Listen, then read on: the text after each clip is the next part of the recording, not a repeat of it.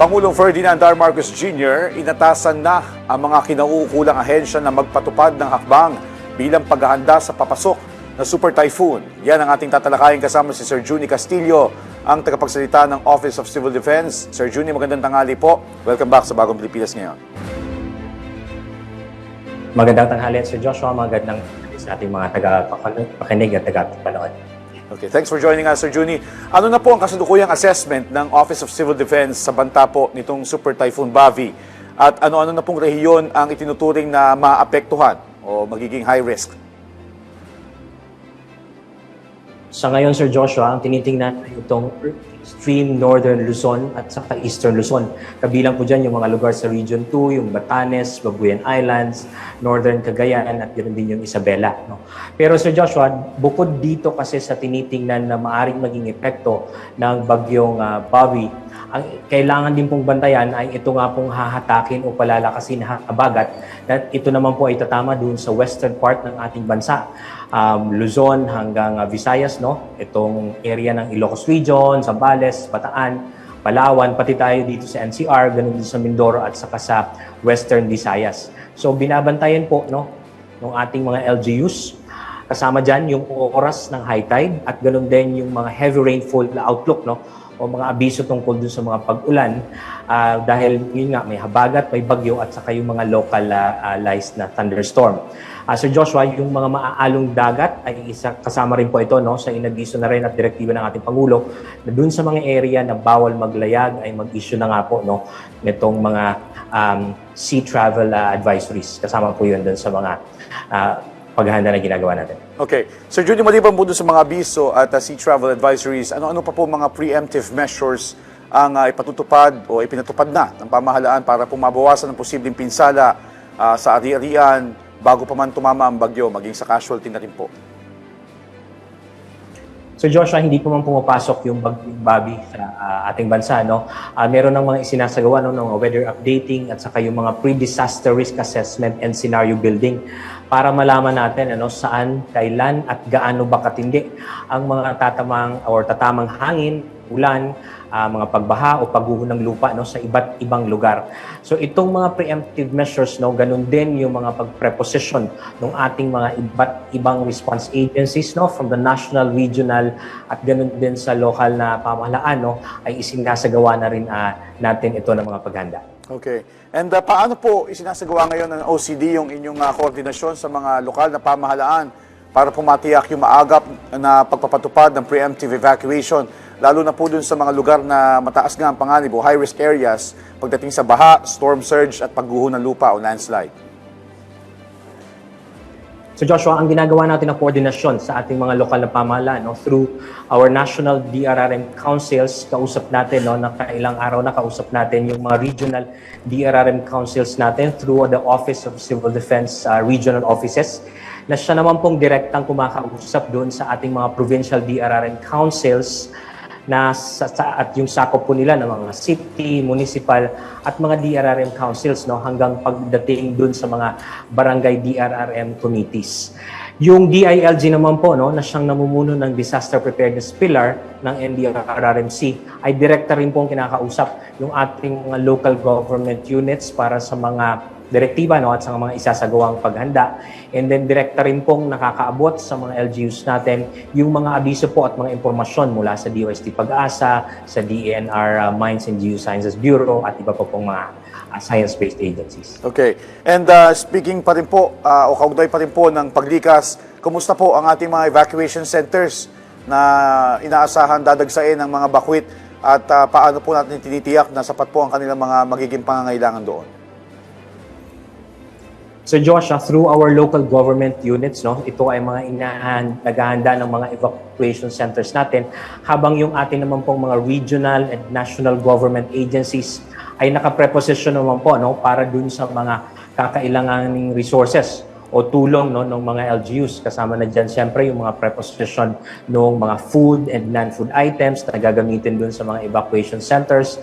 And then ganun din po, no, siyempre yung mga tauhan na magpapatakbo ng ating mga evacuation centers through the Camp Coordination and Camp Management Cluster. And then ganun din po, no, iba't ibang mga clusters pa kasama yung health cluster and then the other clusters also na meron pong mga gagampan ng tungkulin dito sa ating mga evacuation center. Okay. Ito po mahalaga din during at aftermath po nitong kung sakasakaling maging malala ang sitwasyon dito sa dadating na super bagyong Bavi. Paano po yung ginawa pong paghahanda ng National and Regional Response Teams in terms of pagdating po sa search and rescue, clearing operations at yung agarang relief distribution? Katulad po ng pagpreposition ng ating mga food and non-food items, naka-standby rin po yung mga tauhan ng search and rescue teams para po tumulong sa ating mga lokal na search and rescue teams din kung kinakailangan. So naka-standby na po ito na pinaghahanda. Ganun din po yung iba't iba pang mga ahensyang kabilang sa mga response clusters.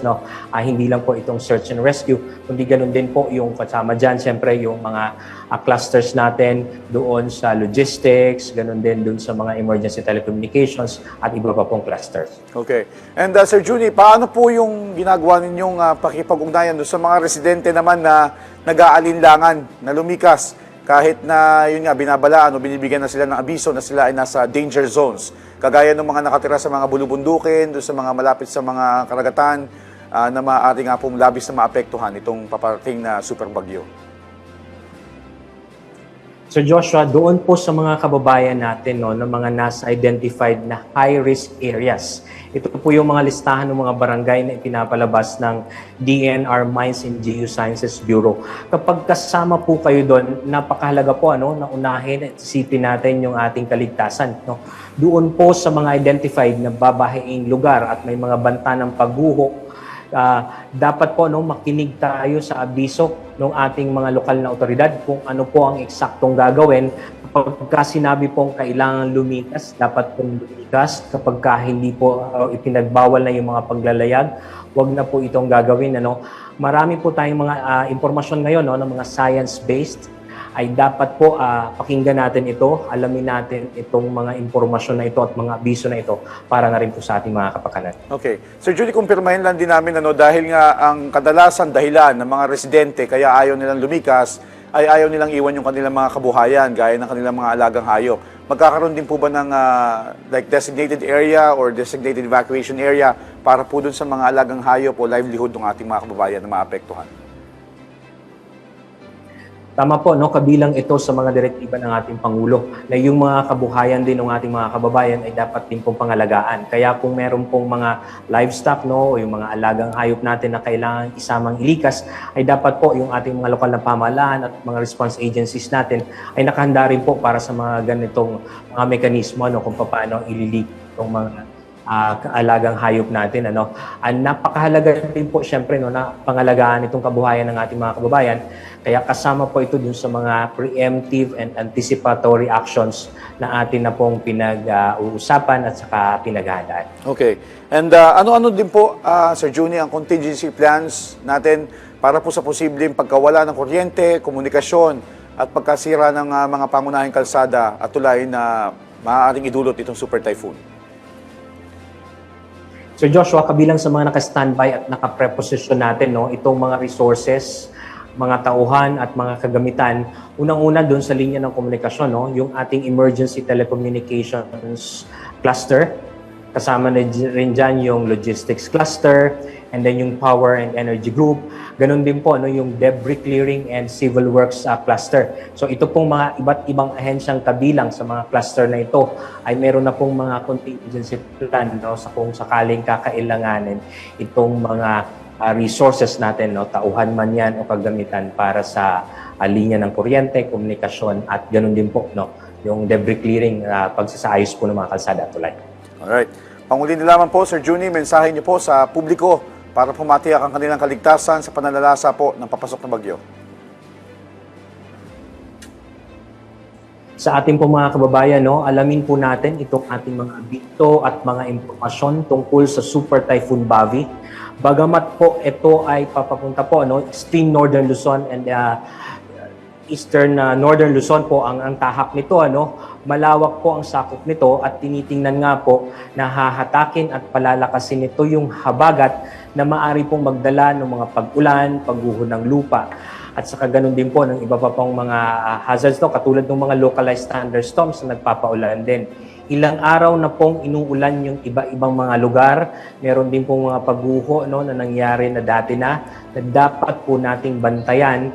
Kaya mahalaga po makikinig tayo sa abiso ng mga lokal na otoridad para na rin po sa ating kaligtasan, habang ang mga response agencies naman po, no, mga DRRM workers ay nakahanda po para sa ating mga kaligtasan.